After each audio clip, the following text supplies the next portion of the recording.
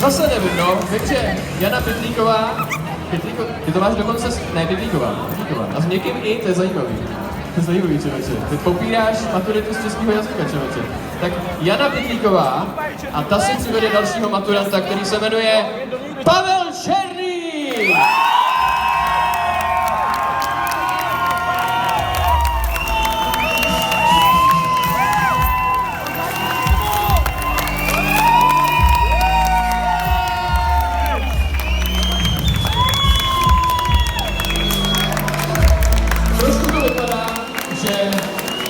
Maturanti měli uzavřenou skupinu v Messengeru nebo na WhatsAppu a když si psali mota, tak si je vzájemně četli, protože Pavel Černý má velmi podobné moto, které jsme tady slyšeli. Jediný, co musím někomu říct, když něco dělám, je to, protože chci třeba dát si na baru létajícího jelena, dokonce nejoblíbenější drink tady v Plzni a v Pekle a na vyšší odborné škole a střední průmyslové škole elektrotechnické, kam chodí a kde bude maturovat Pavel Černý!